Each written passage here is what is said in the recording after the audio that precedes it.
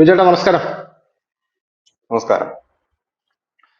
ഒരു സുപ്രധാനമായിട്ടുള്ള റിപ്പോർട്ട് പുറത്തു വരുന്നുണ്ട്. ദക്ഷിണേന്ത്യയിലെ ഭൗമരാഷ്ട്രീയ ഭൂപടത്തിൽ മാറ്റം വരുത്താനുള്ള സാധ്യതകൾ ഏറെ വർദ്ധിപ്പിച്ചുകൊണ്ട് മ്യാൻമർ രണ്ടായി പിളരാൻ പോകുന്നു എന്നുള്ള വാർത്തയാണ്. നമ്മൾ നേരത്തെ തന്നെ ചർച്ച ചെയ്തതാണ്. പക്ഷെ അതിന്റെ ഒരു അപ്ഡേറ്റ് ഇപ്പോൾ വന്നിട്ടുള്ളത് അത് വളരെ സുപ്രധാനമായിട്ടുള്ള അപ്ഡേറ്റ് ആണ്. മ്യാൻമറിൽ നമ്മുടെ അരക്കൻ ആർമിയും മ്യാൻമർ സൈന്യവും തമ്മിലുള്ള യുദ്ധം ഉണ്ടല്ലോ. മ്യാൻമർ ആർമി അവർ തമ്മിലുള്ള യുദ്ധത്തിൽ അരക്കൻ ആർമി വിജയിച്ചിരിക്കുന്നു എന്ന റിപ്പോർട്ടാണ് വരുന്നത്. ഇത് ബംഗ്ലാദേശിന് കനത്ത തിരിച്ചടിയാണ്. ഈ മ്യാൻമർ ആർമി അവിടെ റഖൈൻ സ്റ്റേറ്റിൽ അരക്കൻ ആർമിയെ തോൽപ്പിക്കാനായിട്ട് ശ്രമിച്ചു. പക്ഷെ അരക്കൻ ആർമി റഖൈൻ സ്റ്റേറ്റ് പൂർണ്ണമായി പിടിച്ചെടുത്തു എന്നുള്ളതാണ് നമുക്ക് മനസ്സിലാക്കാനായിട്ട് സാധിക്കുന്നത്. രണ്ടാമത്തെ കാര്യം, ഈ അരക്കൻ ആർമി റഖൈൻ സ്റ്റേറ്റിലെ Myanmar army western command headquarters പിടിച്ചെടുത്തു. പോരാത്തതിന് ഈ 25 ആയുധ ഫാക്ടറികൾ അവരുടെ നിയന്ത്രണത്തിലാക്കാനുള്ള ശ്രമങ്ങൾ നടത്തിക്കൊണ്ടിരിക്കുകയാണ് അവിടെയുള്ള.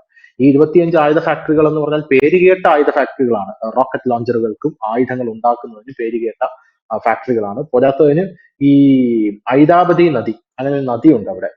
ഈ ആ നദിയുടെ തീരത്താണ് ഈ ഭൂരിഭാഗം ഫാക്ടറികളും ഇരിക്കുന്നത്. ചിരിക്കാനുള്ള കാരണം എന്ന് പറഞ്ഞാല് ഈ പടിഞ്ഞാറൻ തീരത്ത് സ്ഥിതി ചെയ്യുന്ന മാംഗോ ബാഗോ മേഖലകളിലാണ് ഇത് സ്ഥിതി ചെയ്യുന്നത്. ഈ മേഖലയുടെ തൊട്ടപ്പുറത്ത് ബംഗ്ലാദേശാണ്.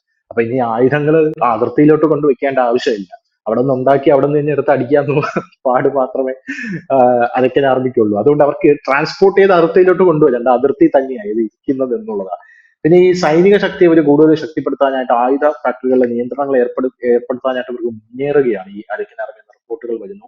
എൻലാൻഡ് റോഡ് എന്ന് പറഞ്ഞൊരു റോഡ് ഇവരുടെ ഒരു പരിധിയിലായി കഴിഞ്ഞു. ബംഗ്ലാദേശുമായി അതിർത്തി പങ്കിടുന്ന പ്രദേശമാണ് അരക്കൻ ആർമി നിയന്ത്രണത്തിലാക്കിയത് എന്നുള്ളതാണ് ഇതിന്റെയൊക്കെ ഏറ്റവും വലിയ ക്രക്സ് എന്ന് പറയുന്നത്, ഏറ്റവും വലിയ പോയിന്റ് എന്ന് പറയുന്നത്. അപ്പോ അരക്കൻ ആർമി ഇപ്പോ മ്യാൻമർ ഒരു ഭാഗം മുഴുവനായിട്ട് പിടിച്ചെടുക്കുമ്പോൾ ബംഗ്ലാദേശിന് ഭയപ്പെടേണ്ടതുണ്ടോ? ബംഗ്ലാദേശിന് അതിൽ എന്തെങ്കിലും ഒരു പ്രശ്നം വരാനുള്ള സാധ്യതയുണ്ടോ? ഇന്ത്യ ഈ സിറ്റുവേഷൻ സൂക്ഷ്മമായി നിരീക്ഷിക്കുന്നുണ്ട് എന്നും റിപ്പോർട്ടുകളുണ്ട്. എന്താ തോന്നുന്നത്? ഇതിനകത്ത് മുമ്പ് നമ്മൾ തന്നെ ചെയ്തൊരു വാർത്തയുണ്ട്. എനിക്ക് തോന്നുന്നു ഒരു ഒരു ഒരു വർഷം മുമ്പാണ്, ഒരു വർഷത്തിനടുത്തായിട്ടുണ്ടാകും വാർത്ത. അതായത് ഈ ബംഗ്ലാദേശും മ്യാൻമാറും നമ്മുടെ വടക്കിഴക്കൻ സംസ്ഥാനങ്ങളൊക്കെ ചേർത്തിട്ട് ഒരു ക്രിസ്തീയ രാജ്യം വരുന്നു, അതിന്റെ ഒരു നീക്കങ്ങൾ നടക്കുന്നു എന്നൊരു വാർത്ത വന്നിരുന്നു. അതിന്റെ പിന്നില് അമേരിക്കയും ജോ ബൈഡനും ഒക്കെയാണ് എന്ന് പറഞ്ഞു. അതിന്റെ ഭാഗമായിട്ടാണ് ഈ ബംഗ്ലാദേശിൽ ഇപ്പൊ നടക്കുന്ന കലാപവും സംഘർഷവും എന്നൊക്കെയാണ് വാർത്തകൾ വന്നിരുന്നത്. പക്ഷെ ഇപ്പൊ നമുക്ക് പറയാൻ കഴിയുന്നത് ക്രിസ്തീയ രാജ്യമല്ല അവിടെ വരുന്നത്. ഒരു ബുദ്ധ ഹിന്ദു രാഷ്ട്രമാണ് പുതിയതായിട്ട് ഉണ്ടാകാൻ പോകുന്നത്, ബുദ്ധന്മാരും ഹിന്ദുക്കളുമായിട്ട്. ഇവിടെ മ്യാൻമാർ മുഴുവനായിട്ട് അരക്കൻ ആർമി പിടിച്ചെടുക്കുകയുമില്ല, അവർക്ക് പിടിച്ചെടുക്കാൻ അതിൽ താല്പര്യവുമില്ല. അങ്ങനെ പിടിച്ചെടുത്തുകൊണ്ട് അരക്കൻ ആർമിക്ക് വലിയ നേട്ടവുമില്ല. കാരണം ഈ ജുണ്ടകളാണ് ഇപ്പോൾ അവിടെ ഭരണം നടത്തുന്നത്. ഇപ്പോഴ് അവിടുത്തെ സൈന്യം, ഒഫീഷ്യൽ സൈന്യം എന്ന് പറഞ്ഞാൽ ജുണ്ട സൈന്യം തന്നെയാണ്. അവർക്ക് ഹെലികോപ്റ്ററുകളും ഫൈറ്റർ ജെറ്റുകളും മറ്റുമൊക്കെ ഉണ്ട്.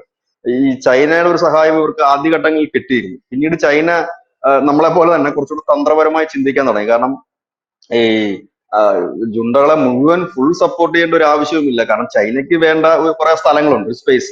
കാരണം ചൈനയ്ക്ക് മ്യാൻമാറിനോടുള്ള ഒരു അടുപ്പം എന്താന്ന് വെച്ചാൽ രണ്ടു മൂന്ന് കാരണങ്ങളുണ്ട്. ഒന്ന്, ബുദ്ധിസ്റ്റുകളാണ് എന്നുള്ളത് തന്നെയാണ്. അതായത് അതുകൊണ്ട് തന്നെ ഇവരെ ആക്രമിച്ച് കീഴ്പ്പെടുത്തി തങ്ങളുടെ കാൽ കീഴിൽ കൊണ്ടുവരേണ്ട ഒരു ആവശ്യം അവർക്കില്ല. കാരണം അത്രയും കാര്യങ്ങൾ കൂടെ കിട്ടിയിട്ട് ചൈനയെ സംബന്ധിച്ച് അവർക്ക് നേട്ടങ്ങളൊന്നും തന്നെ ഇല്ല. കാരണം ചൈന ഏത് രാജ്യമായാലും വേറൊരു രാജ്യത്തെ കീഴ്പ്പെടുത്തണമെങ്കിൽ അവിടെ നേട്ടങ്ങളുണ്ട്. ഇപ്പൊ തായ്വാനെ കീഴ്പ്പെടുത്തുന്നതിന് അവർക്കൊരു കാരണമുണ്ട്. കാരണം തായ്വാൻ അവരെ സംബന്ധിച്ച് ഒരു ദ്വീപ് പോലെയാണ്. അവിടെ നിന്നുകൊണ്ട് അവർക്ക് എവിടെ വേണേ കയറി അടിക്കാൻ പറ്റും. അപ്പൊ ഇവിടെ കിട്ടിയോണ്ട് പ്രത്യേകിച്ച് അവർക്ക് നേട്ടങ്ങളൊന്നുമില്ല. പക്ഷെ പകരം ഈ മ്യാൻമാറിൽ കുറച്ച് സ്പേസ്, കുറച്ച് സ്ഥലം അവർക്ക് കിട്ടിക്കഴിഞ്ഞാൽ നല്ലതാണ്. ആ രാജ്യമൊന്നും അവർക്ക് വേണ്ട. കാരണം അതിനകത്ത് ഒരുപാട് വിഷയങ്ങളുണ്ട്. കാരണം നമ്മൾ ഈ ബുദ്ധിസ്റ്റുകൾ എന്ന് പറയുമ്പോൾ തന്നെ അനവധി വിഭാഗങ്ങൾ അതിനകത്തുണ്ട്. ഈ അരക്കൻ ആർമി എന്ന് പറയുമ്പോൾ തന്നെ അത് ദേര ബുദ്ധിസ്റ്റ് എന്ന് പറയുന്ന ഒരു വിഭാഗമാണ് അവര്. അപ്പൊ പല വിഭാഗങ്ങളുണ്ട്. ഇവന്മാരുടെ തമ്മിലടി വേറെ. നമ്മളിപ്പോൾ കേൾക്കുന്നത് ഈ അരക്കൻ ആർമി ജുണ്ടയും ഒക്കെ ആണെങ്കിൽ തന്നെ ഇതിനിടയിൽ തന്നെ 6 or 7 ഗ്രൂപ്പുകൾ വേറെയുണ്ട്. ഇവരെല്ലാം ചെറിയ ചെറിയ പ്രദേശത്തെ നാട്ടുരാജാക്കന്മാരാണ്. അവര് പിന്നെ ഈ ചൈനയുടെ അതിർത്തിയിൽ കിടക്കുന്ന 4ഓളം ഗ്രൂപ്പ് ഉണ്ട്. അപ്പം ചൈന എന്ത് ചെയ്യുന്ന വെച്ചാൽ ഇവർക്കൊക്കെ മാറി മാറി ഫണ്ട് ചെയ്ത് കൊടുക്കാറുണ്ട്. ശല്യം തീർക്കാൻ വേണ്ടിയിട്ടാണ് അത് ചെയ്യുന്നത്. വേണമെങ്കിൽ ചൈനയ്ക്ക് കയറി അടിച്ചു തീർക്കാവുന്നതേ ഉള്ളൂ. പക്ഷെ അത് അവർക്ക് അവരുടെ മതപരമായിട്ട് ചില ബന്ധങ്ങളും ഒരു ഇതുമൊക്കെ ഉള്ളത് കൊണ്ടും ഈ മ്യാൻമാറുകാർ ചൈനയ്ക്ക് ഒരു ശത്രുക്കളോ ശല്യക്കാരോ അല്ലാത്തത് കൊണ്ടും സ്വാഭാവികമായിട്ട് ചൈന അത് ഒരിക്കലും ചെയ്യാൻ പോകുന്നില്ല. രണ്ടാമത്തെ കാര്യം, ഈ റോഹിംഗ്യ മുസ്ലിംസ് വലിയ രീതിയിൽ തന്നെ ഈ മ്യാൻമാറിലുണ്ട്. അപ്പൊ ചൈന ഇത് പിടിച്ചെടുക്കുകയാണെങ്കിൽ ഈ പറയുന്ന തീവ്രവാദികളെ കൂടെ കൂട്ടത്തിൽ കിട്ടും. അവന്മാർക്ക് തലവേദനയാണ്. അപ്പൊ അതിനൊന്നും അവർ ഒരിക്കലും ശ്രമിക്കില്ല. അതാണ് ഈ ബംഗ്ലാദേശിന്റെ കാര്യം ചൈന മാറി നിൽക്കുന്നതിന്റെ കാര്യം.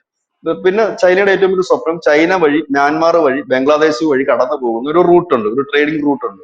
അതൊന്ന് ക്ലിയർ ചെയ്തെടുക്കുക. അതിന് ഏറ്റവും വലിയ തടസ്സമായിട്ട് നിൽക്കുന്നത് ഈ മ്യാൻമാറിലുള്ള ഇതേപോലുള്ള കുറെ ഗ്രൂപ്പുകളാണ്. ഇപ്പോൾ എനിക്ക് ഉം. തോന്നുന്നത് ഈ അരക്കൻ ആർമി ഇപ്പോൾ ഈ കാണിക്കുന്ന ഒരു രീതി, അവരുടെ ഒരു വലിയ രീതിയിൽ പിടിച്ചെടുക്കൽ നടക്കുന്നത് ചൈനയ്ക്കും ഇന്ത്യക്കും സമാനമായ രീതിയിൽ ലാഭമുണ്ടാക്കുന്ന ഒരു നീക്കം തന്നെ ആയിരിക്കണം. ഒരുപക്ഷെ ചൈനയുടെ റൂട്ട് ഉം. കടന്നു പോകുന്ന പ്രദേശം കൂടി പിടിച്ചെടുത്തുകൊണ്ട് അത് ആ റൂട്ട് ചൈനയ്ക്ക് റോഡിന് വേണ്ടിയിട്ടുള്ള എല്ലാ ഹെൽപ്പും ഈ ഗ്രൂപ്പ് ചെയ്യുമായിരിക്കും. ഒപ്പം തന്നെ ഇന്ത്യയെ സംബന്ധിച്ച് ഇന്ത്യയുടെ ബോർഡർ എപ്പോഴും സുരക്ഷിതമായിരിക്കുക എന്നുള്ളതാണ് നമ്മുടെ ആവശ്യം. അതിന് വേണ്ടിയിട്ട് ഇന്ത്യയുടെ നമുക്കും കലാടൻ കുറെ പ്രോജക്ട് സ്പേസ് അതുവഴിയാണ് കടന്നു പോകുന്നത്. പോകുന്നത്. അപ്പം ആ ഒരു നമ്മുടെ ആവശ്യത്തിനുള്ള സ്ഥലവും ഇവർ വിട്ടു നൽകും. കാരണം അരക്കൻ ആർമിയെ ഉം. സംബന്ധിച്ച് പറയുകയാണെങ്കിൽ ലോകത്തെല്ലായിടത്തും ഈ ഭരണം പിടിച്ചെടുക്കുന്ന ആർമികളെ പോലെ തന്നെയാണ് ഈ അരക്കൻ ആർമി. കാരണം അവർക്ക് ഭരണപരിചയങ്ങളൊന്നുമില്ല. അവർ മാത്രം ഇപ്പോൾ ഈ പിന്നെ വെടിവെച്ച് കൊന്നും ഈ ഈ സ്ഥലം പിടിച്ചെടുത്തു കഴിഞ്ഞാൽ മുൻപോട്ട് പോകാൻ കഴിയില്ല അവർക്ക്. ഇപ്പൊ നമ്മൾ താലിബാനെ കണ്ടതാണ്. താലിബാൻ അഫ്ഗാന്റെ അധികാരം പിടിച്ചെടുക്കുക എന്നുള്ളത് വലിയ ഒരു ആവേശമായിരുന്നു അവർക്ക്. അത് പിടിച്ചെടുത്തപ്പോൾ നമ്മുടെ നാട്ടിലെ മാധ്യമങ്ങൾ പോലും പറഞ്ഞു വിസ്മയമാണ്, ഇനി അവിടെ നടക്കാൻ പോകുന്നത് വലിയ സംഭവങ്ങളാണ് എന്ന് പറഞ്ഞു. ഒന്നും സംഭവിച്ചില്ല. അവർക്ക് ഭക്ഷണം കഴിക്കാൻ പോലും നിവൃത്തിയില്ലാത്തൊരു സാഹചര്യത്തിലേക്ക് അവർ പോകുന്നു. മരുന്നില്ല, ആശുപത്രിയിൽ. ഇത് തന്നെയാണ് എല്ലായിടത്തും ഉം. നടക്കുന്നത്. അപ്പൊ എന്ത് പറ്റും? ഇന്ത്യയെ പോലുള്ള ഒരു വലിയ രാജ്യത്തിന് സഹായം ആവശ്യമാണ്. അരക്കൻ ആർമിയെ ഇന്ത്യയാണ് സഹായിക്കുന്നത് എന്നുള്ളത് ഒരു പരസ്യമായ രഹസ്യമാണ്. കാരണം അവരുടെ ഡെലിഗേറ്റ്സുകളും മറ്റുമൊക്കെ ദില്ലിയിൽ വന്ന് ചർച്ച നടത്തിയതൊക്കെ വലിയ വാർത്തയായിരുന്നു. ഇന്ത്യയുടെ ഒരു എം പിയും അടങ്ങുന്ന ഒരു 9 അംഗ സംഘം അരക്കൻ ആർമിയുടെ ഏരിയകളിൽ പോവുകയും ഒക്കെ ചെയ്തിരുന്നു. അതിന് നമ്മൾ പറഞ്ഞത് അവരുടെ ഈ പോവർട്ടിയും മറ്റുമൊക്കെ പഠിക്കാൻ പോകുന്നു എന്നാണ് നമ്മളതിന് കാരണമായിട്ട് പറഞ്ഞത്. അതെന്തും ആയിക്കൊള്ളട്ടെ. അപ്പം ഇങ്ങനെ ഒരു മൂന്നാമതൊരു രാജ്യം എന്ന് ഞാൻ പ്രതീക്ഷിക്കുന്നില്ല ധനുഷേ അതിന്. കാരണം ഉം. മ്യാൻമാർ എന്ന രാജ്യം അതുപോലെ തന്നെ നിലനിൽക്കും. ഇപ്പൊ ഈ ജുണ്ടകൾക്കും ഉം. മ്യാൻമാറിൽ ഫുള്ള് പ്രദേശങ്ങളും ജുണ്ടകളുടെ കീഴിലല്ല. അവിടെ അനവധി ഗ്രൂപ്പുകളുണ്ട്. അതായത് പകുതി കൂടുതലും ജുണ്ടകളുടെ കയ്യിലാണ് എന്ന് തന്നെ നമുക്ക് പറയേണ്ടി വരും. അതുകൊണ്ടാണ് നമ്മൾ അവരെ ഉം. ഒഫീഷ്യൽ ഭരണാധികാരികൾ, ഒഫീഷ്യൽ സൈന്യം എന്നൊക്കെ പറയുന്നത്. അതുപോലെ തന്നെ ഈ മ്യാൻമാറിന്റെ കുറെ അധികം പ്രദേശങ്ങൾ അവിടുത്തെ ഒരു സൂപ്പർ പവർ ആയിട്ട് ഈ അരക്കൻ ആർമീസ് വരും. അപ്പോഴും ഈ ജുണ്ടകൾ എന്ന് പറയുന്ന ഒരു വിഭാഗം അവിടെ തന്നെ ഉണ്ടാകും. അവരുടെ ഒരു ഏരിയ വേറെ ഉണ്ടാകും, ഇവരുടെ ഉണ്ടാകും. ഇവര് ഇതിങ്ങനെ നീട്ടി ബംഗ്ലാദേശ് ഉൾപ്പെടെ നീട്ടിക്കൊണ്ട് ഒരുപക്ഷെ വിശാല മ്യാൻമാർ എന്നോ എന്തായാലും അതിന്റെ ഒരു ഇതൊക്കെ മാറ്റുമെന്ന് എനിക്ക് തോന്നുന്നില്ല. അത് മാറ്റാൻ കഴിയുകയുമില്ല. കാരണം ഇതെല്ലാം പരസ്പരം കണക്റ്റഡ് ആയിട്ട് നിൽക്കുന്ന മതങ്ങളും ജാതികളും ബന്ധുക്കളും പേരുകളും ഒക്കെയാണ്. ഇവരുടെ ബന്ധുക്കളും കാര്യങ്ങളും ഒക്കെ അതെ. കിടക്കുന്നത് മണിപ്പൂരാണ്, ഇവരുടെ കുറെ എണ്ണം കിടക്കുന്നത് ബംഗ്ലാദേശിലാണ്. അപ്പൊ ഇതെല്ലാം ഒന്ന് ക്ലിയർ ചെയ്ത് എടുക്കുക എന്നുള്ളതേ ഉള്ളൂ.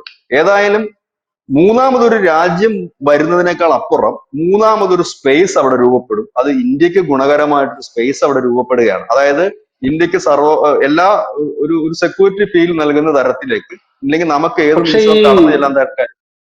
അരക്കൻ ആർമിക്ക് ചൈനയുമായിട്ടും നല്ല ബന്ധമുണ്ടല്ലോ ചേട്ടാ. അപ്പൊ ചൈനയുമായിട്ട് അവർ കൂടുതൽ അടുത്തു കഴിഞ്ഞാൽ അത് ഇന്ത്യക്ക് ഗുണകരമായി ഭവിക്കില്ലല്ലോ. അതാ ഞാൻ നേരത്തെ പറഞ്ഞത്. ഇപ്പൊ ചൈനയും ഇന്ത്യയും ഉം. ഇവർക്ക് എല്ലാവിധ സപ്പോർട്ടും കൊടുക്കുന്നുണ്ട്. അതിന്റെ കാര്യം ഇത് മുഴുവൻ പിടിച്ചെടുത്തിട്ട് ചൈനയ്ക്ക് വേണ്ട കുറച്ച് സ്ഥലങ്ങളുണ്ട്. അതായത് ചൈനയിൽ നിന്നൊരു റൂട്ട് പോകുന്നുണ്ട് അവരുടെ ഒരു ട്രേഡിങ്. അതായത് ആ റൂട്ട് പോകുന്നത് ബംഗ്ലാദേശിൽ ചെന്നിട്ട് അവിടെ നിന്നുള്ള ഷിപ്പിംഗ് റൂട്ടാണത്. അപ്പൊ അതിന് ഇവർക്ക് റോഡ് വേണം. ഈ റോഡിന് വേണ്ടിയിട്ട് ഈ ചൈനക്കാർ കുറെ പൈസ മുടക്കിയതാ. ഈ മുടക്കിയിട്ട് ഈ ഗ്രൂപ്പുകളെ മുഴുവൻ ചൈന സഹായിക്കുന്നത് ഈ റോഡ് വെട്ടാൻ വേണ്ടി മാത്രമാണ്. അവസാനം ചൈന നിക്കക്കള്ളി ഇല്ലാതെ വന്ന് ഈ റോഡ് പണി നിർത്തിയെന്ന് മാത്രമല്ല, അവരുടെ ചരിത്രത്തിൽ ആദ്യമായിട്ട് എനിക്ക് തോന്നുന്നത് ഒരു 6-7 മാസം മുമ്പ് അവിടെ അവർ വേലിയും കെട്ടി. ചൈന ഉം. ബോർഡറിൽ വേലി കെട്ടി. കാരണം ചൈന കണക്ക് ഒരു രാജ്യത്തിന് അതിന്റെ ആവശ്യമില്ല. അവർ ഇത് ശല്യം സഹിക്കാതെ വേലി കെട്ടുന്ന. കാരണം ഇവിടുന്നെല്ലാം കൂടെ ഉം. അങ്ങോട്ടേക്ക് കടന്നു കയറുന്നു. കാരണം ചൈനയ്ക്ക് ഇവരെ വെടിവെച്ച് കൊല്ലാൻ കഴിയില്ല. കാരണം അവരുടെ ആ ഒരു ജിയോ പൊളിറ്റിക്സ് അങ്ങനെയാണ്. ഈ കിടക്കുന്ന മതവിഭാഗങ്ങൾ മാത്രമല്ല, ഇത് ചൈനയുടെ തന്നെ ഒരു പാർട്ട് പോലെയാണ്. ഇപ്പൊ ഇവരെ കൂടെ ചൈനയ്ക്ക് ഉൾക്കൊള്ളാനും പറ്റില്ല. ഇവരെ കിട്ടിയിട്ട് പ്രത്യേകിച്ച് നേട്ടവും ഇല്ല. എന്ന് ഇവരോട്ട് കൊല്ലാനും പറ്റില്ല. നമ്മൾ പറയില്ല നമ്മുടെ ഇത് എവിടെ കൊണ്ട് നമ്മൾ കളയും. നമ്മൾ ചില കുട്ടികളെ കുറിച്ചൊക്കെ പറയത്തില്ല, ഇത് കളയാനും പറ്റില്ലല്ലോ എന്ന് മധുരിച്ചിട്ട് പറയുന്നത് പോലെ ഒന്നും തുപ്പാനും ചെയ്യാൻ വയ്യ, പറ്റില്ല. കഴിച്ചിട്ടിറക്കാനും തുപ്പ വയ്യ. ഇറക്കാനുമായി. അപ്പൊ ഈ അടുത്ത സമയത്ത് ഒരു വലിയ വാർത്തയായിരുന്നു. അത് ഒരു കൗതുകം ജനിപ്പിക്കുന്ന വാർത്തയായിരുന്നു. കാരണം ചൈന മ്യാൻമാർ അതിർത്തിയിൽ വേലി കെട്ടുന്നു എന്നുള്ളത്.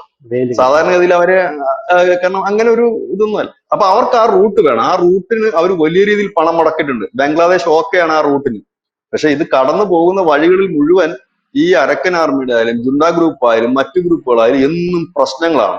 ഇപ്പൊ ഇവര് ഈ ചൈന അനുഭവിക്കുന്ന ഒരു വലിയ വിഷയം എന്താണ്? പാകിസ്ഥാനിലൂടെ കടന്നു പോകുന്ന, ബലൂചിസ്ഥാനിൽ കൂടെ കടന്നു പോകുന്ന അവിടെ റോഡ് പണി എങ്ങും എത്തുന്നില്ല. കാരണം ബലൂചിസ്ഥാനിൽ ഉം. എന്നും വിഷയങ്ങളാണ്. ഈ വിഷയം നടക്കുമ്പോഴും ഇവരുടെ എഞ്ചിനീയർമാർ കൊല്ലപ്പെടുന്നു, ഇല്ലെങ്കിൽ ഇവരുടെ റോഡ് വെട്ടാൻ കഴിയുന്നില്ല. അപ്പൊ ഇതിനകത്ത് വലിയ ഇൻവെസ്റ്റ്മെന്റ് ആണ് ഇവർ നടത്തിയിരിക്കുന്നത് ചൈന. ഈ മ്യാൻമാർ വഴിയുള്ള റോഡിനായാലും പാകിസ്ഥാൻ വഴി ഉള്ള റോഡിനായാലും ഇപ്പൊ ഇത് ഡെഡ് മണി അല്ലേ, ഒരു പണിയും നടക്കുന്നില്ല, അതെ. വലിയ രീതിയിൽ മുതൽ മുടക്കിയിട്ട് കൊണ്ട് എടുക്കാനും പറ്റുന്നില്ല ആ അവസ്ഥ. അപ്പൊ എങ്ങനെങ്കിലും ഒക്കെ ഈ അരക്കൻ ആർമി ആ ഒരു പ്രദേശം പിടിച്ചു കഴിഞ്ഞാൽ അരക്കൻ ആർമിയുടെ അണ്ടറിലേക്ക് ആ പ്രദേശം വരും. അങ്ങനെയാണെങ്കിൽ അവർ ഉം. ചൈനയ്ക്ക് ഓക്കെ നിങ്ങൾ പൊക്കോ, ഞങ്ങൾ എല്ലാ സംരക്ഷണവും നൽകിയേക്കാം, നിങ്ങൾ ഇതുവഴി ഒരു റൂട്ട് വെട്ടിക്കോ. കാരണം ഇതൊരു രാജ്യമാണ് ഉം. മ്യാൻമാർ എന്ന് പറയുന്നത്. അപ്പൊ ആ രാജ്യത്തിന്റെ ഒഫീഷ്യൽ ആയിട്ടുള്ള ഒരു സഹായം കിട്ടുന്നു. ഇന്ത്യയെ സംബന്ധിച്ച് പറഞ്ഞു കഴിഞ്ഞാൽ നമ്മുടെ വടക്കൻ കിഴക്കൻ അതിർത്തി സുരക്ഷിതമാകുന്നു എന്നത് മാത്രവുമല്ല, നമ്മളുടെ ഒരു മെയിൻ കേന്ദ്രമാക്കി ഈ ചിക്കനൊക്കെ ഉൾപ്പെടെയുള്ള ഒരു ഭാഗം നമുക്ക് കിട്ടുകയും ചെയ്യുന്നു.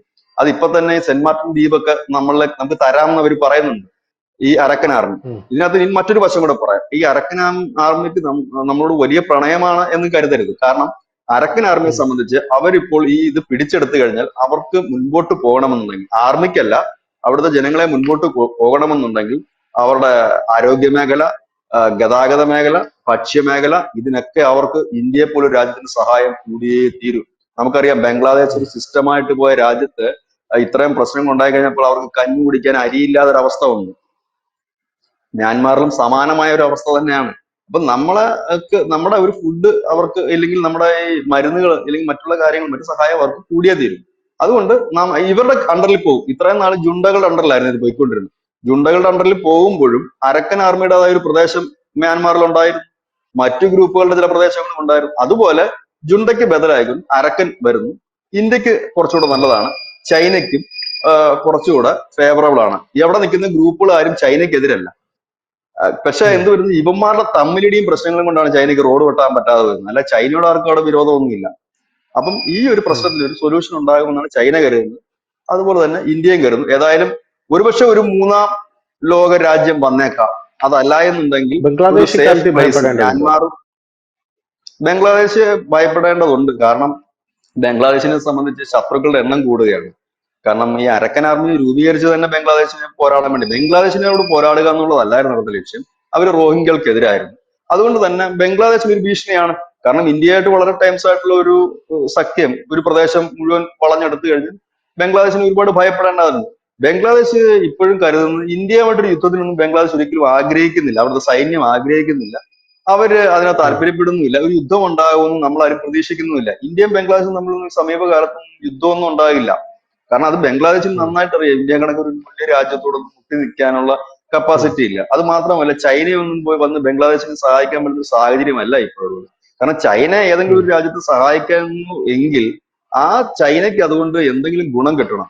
ഇപ്പൊ ബംഗ്ലാദേശിനെ അവർക്ക് അവരുടെ പ്രധാനപ്പെട്ട ചില തന്ത്രപ്രധാന സ്ഥലങ്ങൾ കിട്ടിയ ചൈനയ്ക്ക് ഇഷ്ടം വരുമായിരിക്കും. പക്ഷെ ഇപ്പോഴത്തെ ഒരു സാമ്പത്തിക സ്ഥിതിയിൽ ചൈന ഒരു യുദ്ധത്തിന് പോകാൻ ഒരിക്കലും തയ്യാറാകില്ല. കാരണം ചൈന ഇപ്പൊ ഭയന്നിരിക്കുന്നത് തന്നെ അമേരിക്കയുടെ പുതിയ ടാക്സ് വന്നു കഴിഞ്ഞാൽ ചൈനയുടെ എത്ര കമ്പനി പൂട്ടിപ്പോകും എന്നുള്ളതാണ്. അത് മാത്രമല്ല ചൈനയെ ഞെട്ടിക്കുന്ന ഒരുപാട് സംഭവങ്ങൾ ഇന്ത്യയിൽ നടക്കുന്നുണ്ട്. ഇന്നിപ്പോ വാഹന വിപണിയിൽ ഉം. ലോകത്തെ മൂന്നാമത്തെ വിപണിയായിട്ട് ഇന്ത്യ മാറി. ഇപ്പൊ കഴിഞ്ഞ ഉം. ദിവസം ഇപ്പൊ നമ്മുടെ ഡൽഹിയിൽ നടന്നുകൊണ്ടിരിക്കുന്ന ഈ വാഹനങ്ങളുടെ പ്രദർശനത്തിന് ലോകത്തെ എല്ലാ കമ്പനികളുടെ വാഹനങ്ങളും ഇന്ത്യ പ്രദർശിപ്പിക്കുകയാണ്. അത് വിയറ്റ്നാമിന്റെയും അവിടുത്തെ ഇവിടുത്തെ എല്ലാ വാഹനങ്ങളും. ഇതൊക്കെ നമുക്ക് പ്രതീക്ഷിക്കാൻ പറ്റുന്നു. അപ്പം അങ്ങനെ എല്ലാ മേലും മൊബൈൽ രംഗത്ത് നമ്മൾ 4-ാം സ്ഥാനത്തെത്തി. ആയുധ കയറ്റുമതി 100 രാജ്യങ്ങളിലേക്ക് നമ്മൾ ആയുധം കയറ്റുമതി. അപ്പം നമ്മൾ ഒരു ട്രേഡിങ്ങിൽ മുന്നേറിക്കൊണ്ടിരിക്കുക. അപ്പം അതിലേക്ക് ഉം. നമ്മളുമായിട്ടൊരു യുദ്ധം ഉണ്ടായ ഇപ്പോഴുള്ള സാമ്പത്തിക അവസ്ഥയിലും ചൈന പിന്നെയും താഴോട്ട് പോകും. അതുകൊണ്ട് അവരെങ്ങും യുദ്ധത്തിന് ആഗ്രഹിക്കുന്നില്ല. ആ അതിന്റെ ഏറ്റവും വലിയ തെളിവാണ് ഇപ്പൊ നമ്മള് മുൻപ് ചർച്ച ചെയ്തതുപോലെ ഈ സ്കാർബറോഷിൽ ദ്വീപിന്റെ ലേക്ക് ഇന്ത്യയുടെ ഷിപ്പ് എത്തിയപ്പോ ഉം. അവിടെ അവർ വലിയ പ്രകോപനമൊന്നും സൃഷ്ടിച്ചില്ല എന്നുള്ളതും ഒരു എത്തിച്ചില്ല. ടൈംസിൽ പോകാൻ എല്ലാവരും ആഗ്രഹിക്കുന്നു എന്നുള്ളത് തന്നെയാണ്. ഉം. ഏതായാലും നമുക്ക് അവിടെ ഒരു പുതിയ രാജ്യം എന്നുള്ളതല്ല, ഒരു പുതിയ പ്രദേശം അരക്കൻ ആർമിയുടെ ഉം. കീഴിലേക്ക് വരുന്നു. ഹിന്ദുക്കളും ബുദ്ധന്മാരും അടങ്ങിയ ഒരു രാജ്യം എന്ന് നമുക്ക് അതിനെ വിശേഷിപ്പിക്കപ്പെടാൻ പറ്റും. പക്ഷെ എന്നാലും ഈ അരക്കൻ ഉം. ആർമിയുടെ പോളിസി അനുസരിച്ച് അവർ രാജ്യം വെട്ടിമുറിക്കില്ല, പകരം മ്യാൻമാർ ഞങ്ങൾ പിടിച്ചു എന്നൊരു പ്രഖ്യാപനം അവർ നടത്താൻ സാധ്യതയുണ്ട്. അവരുടെ ഉം. സൈനിക മേധാവി അതിന്റെ തലപ്പത്തേക്ക് വരാൻ സാധ്യതയുണ്ട്. പക്ഷെ അത് മ്യാൻമാർ ബംഗ്ലാദേശിന്റെ സെന്റ് മാർട്ടിൻ ദ്വീപ് ഉൾപ്പെടെ പിടിച്ചെടുത്തിട്ടുള്ള ഒരല്പം ഉം. വിശാലമായ മ്യാൻമാർ എന്ന് പറയേണ്ടി വരും. കാരണം മ്യാൻമാറും ഇന്ത്യയും ഉം. തമ്മിലും ജിയോ പൊളിറ്റിക്സിൽ പരമായിട്ട് ഒരുപാട് അടുത്ത ബന്ധമുള്ള ഒരു രാജ്യമാണ്. അപ്പൊ ഏതായാലും ഈ അരക്കൻ ഉം. ആർമിക്ക് വിശ്വസിക്കാൻ പറ്റുന്ന ഒരു നല്ല പങ്കാളി ഇന്ത്യ തന്നെയാണ് എല്ലാ കാലത്തും. അപ്പൊ അതുകൊണ്ട് മൂന്നാമതൊരു രാജ്യം വരുന്നു എന്ന് നമുക്ക് വേണമെങ്കിൽ പറയാം. ഇല്ല എങ്കിൽ വിശാല മ്യാൻമാർ ഇന്ത്യക്കൊപ്പമാണ്. ഇല്ല ഇന്ത്യയുടെ താല്പര്യങ്ങൾക്ക് അനുസൃതമായ ഒരു സൈന്യം വിശാല മ്യാൻമാർ ഭരണത്തിലേക്ക് കയറിയെന്ന് നമുക്ക് പറയാൻ കഴിയും. വളരെ നന്ദി. താങ്ക് യു ബിജു ചേട്ടാ. Thank you so much.